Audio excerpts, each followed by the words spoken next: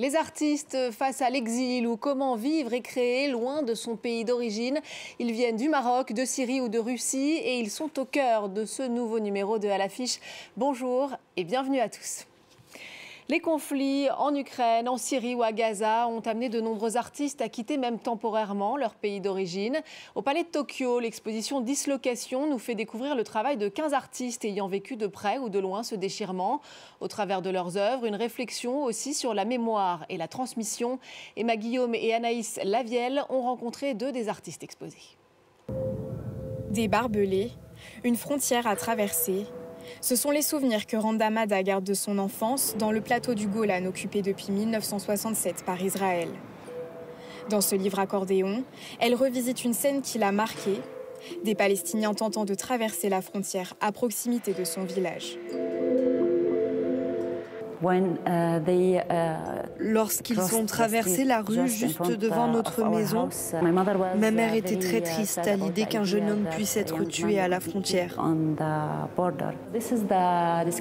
Voilà ce qu'il a dit à ma mère.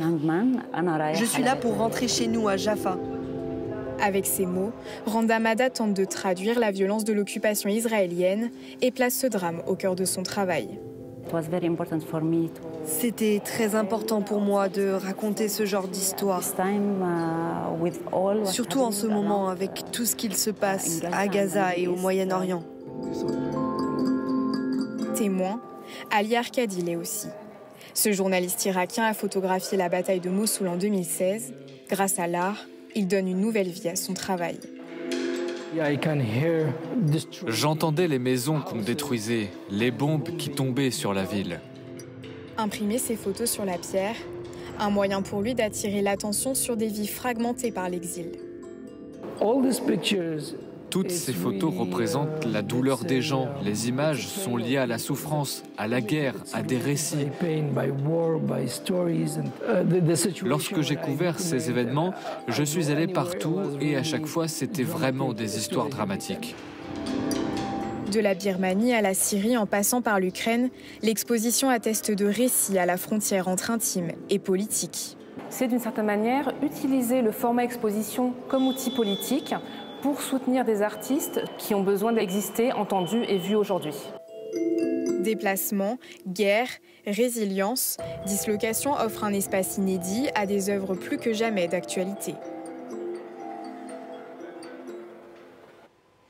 Elle a quitté le Maroc il y a une vingtaine d'années pour rejoindre la France et elle s'est lancée sur le tard dans l'écriture. Après Le ciel sous nos pas et La théorie des aubergines, Leïla Bassein a signé son 3e roman, Ce que je sais de Monsieur Jacques. Elle y raconte, à travers les yeux d'une collégienne, les violences faites aux enfants. J'ai eu la chance de la rencontrer lors du FLAM, le festival du livre africain de Marrakech.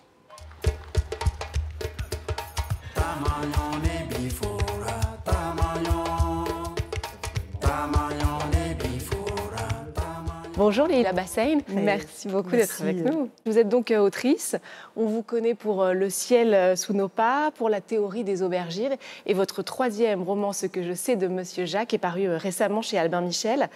Peut-être d'abord un mot sur ce festival qui a pour ambition de promouvoir la littérature africaine. Vous avez participé avec d'autres autrices à un café littéraire ici au FLAM.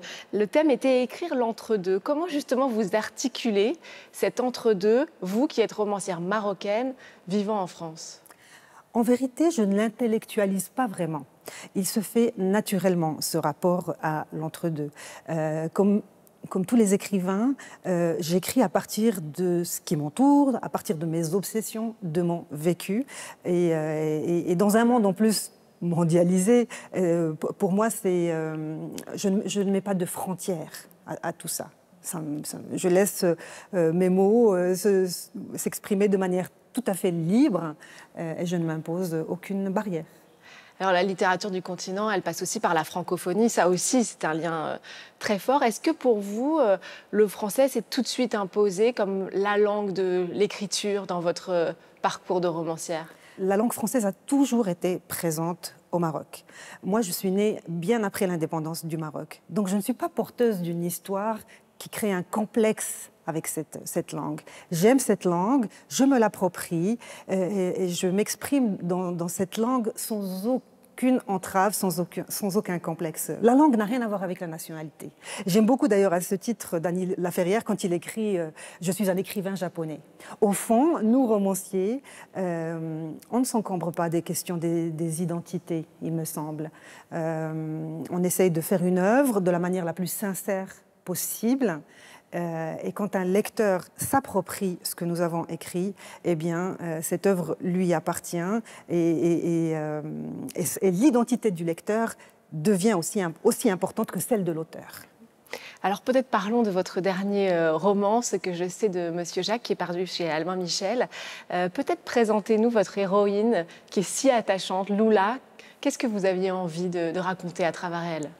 Alors effectivement, c'est un roman d'apprentissage. Donc Lula, c'est une adolescente qui arrive d'une ville du bord de l'Atlantique. Elle arrive dans une ville qu'elle appelle la ville sans mer. On imagine très bien que c'est Marrakech à travers les descriptions, effectivement. Sa famille s'installe dans une résidence de la classe moyenne et donc elle navigue entre les différentes classes sociales présentes au Maroc. Elle est très curieuse sur ce qui l'entoure et elle aime observer, donc à travers le judas de la porte de son appartement. Elle remarque un étrange défilé dans l'escalier, puisqu'il y a de très jeunes garçons qui sont beaux, qui sont a priori pauvres et qui montent chez un occidental installé à l'étage, donc Monsieur Jacques. Et donc mon idée à travers ce roman, c'était vraiment d'exprimer toutes les dominations multiples qui peuvent s'exprimer envers les enfants.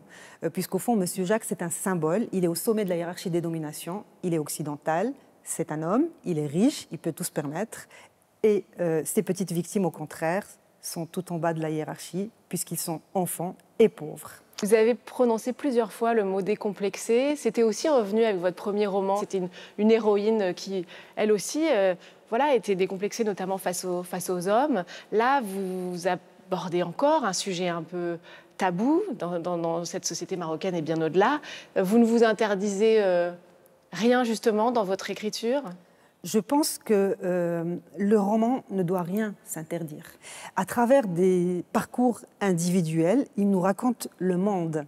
Et si on commence à s'interdire, à se mettre des contraintes, eh bien, je pense que l'œuvre perd de sa puissance. Donc je n'écris pas un pamphlet, je n'écris pas un livre d'idées, je suis le parcours de personnages, je veux faire un travail sur la langue. À partir de là, il y a effectivement une charge poétique qui doit être présente dans mon roman, et tout le reste ne m'appartient pas. Et à chacun et à chaque lecteur de se faire sa propre opinion, ça aussi, ça donne la force à vos écrits. Vous avez aussi, au-delà de toute façon, un engagement qui vous est propre, en plus de votre carrière de romancière. Vous avez créé une association, Zitoun, c'est ça ? C'est ça, effectivement. Donc, c'est une association que j'ai créée en 2009 et qui a pour principale mission d'alphabétiser les femmes en milieu rural, à 60 km d'ici, donc de Marrakech. Puisqu'on parle justement des femmes, on en parlait à l'instant, peut-être un mot sur la place des femmes dans la littérature, et là dans la littérature africaine. Est-ce que vous, en tant que femme romancière,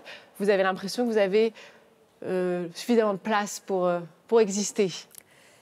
Eh bien, là encore, je prends cette place. Je pense qu'aujourd'hui, nous, romancières africaines, nous n'avons plus les problèmes qu'avaient celles qui nous ont précédées. J'ai beaucoup lu les œuvres de Fatima Mernissi, Assia Djebar ou Nawal Saadawi, l'égyptienne. Dans leurs œuvres, il y avait une dimension militante, émancipatrice. Elles ont fait ce travail-là et je les en remercie du fond du cœur. Mais nous autres, aujourd'hui, sommes beaucoup plus libres dans nos créations. Et il me semble que nous avons dépassé cette seule mission purement militante, de revendication, pour passer à une dimension aussi de création qui ne s'interdit rien et qui peut parler de tous les sujets. Elles ne se connaissent pas, sont indiennes, syriennes, égyptiennes, russes, mexicaines ou américaines et vivent à des milliers de kilomètres les unes des autres. Toutes parlent pourtant du dessin comme un outil pour dénoncer les oppressions dont elles sont victimes. La série Dessiner pour résister dresse le portrait de caricaturistes du monde entier qui, par leur art, luttent pour l'émancipation des femmes malgré la censure ou les menaces. Parmi elles, Victoria Lomasco qui a fui son pays, la Russie, pour la Belgique depuis 2022. Écoutez-la au micro de Loïc Chalavon.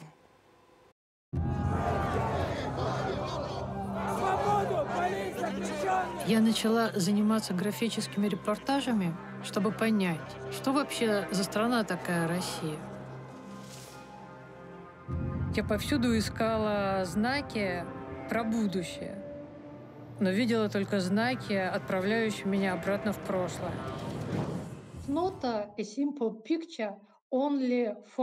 Ce film montre autre chose de la Russie que Poutine, Navalny et quelques dissidents emprisonnés à travers le pays.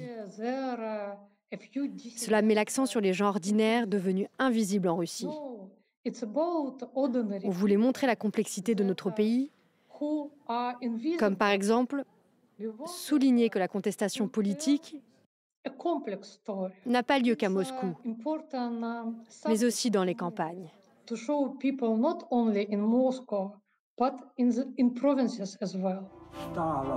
Советские корни глубоко уходят в землю.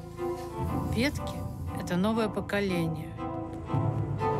Им трудно вырваться из этого мрачного леса. Voilà, Dessiner pour résister, une série à retrouver sur arte.tv. Et c'est la fin de cette émission. Merci à tous de l'avoir suivi. N'oubliez pas de nous retrouver sur france24.com. On se quitte avec Bartabas qui, depuis 2021, rend hommage aux peuples exilés. Après la culture yiddish d'Europe de l'Est et les nomades irlandais, le cabaret de l'exil met cette fois-ci en valeur les femmes persanes. C'est à voir en ce moment au Théâtre Zingarois, Aubervilliers, près de Paris. Je vous laisse découvrir et vous dis à très vite.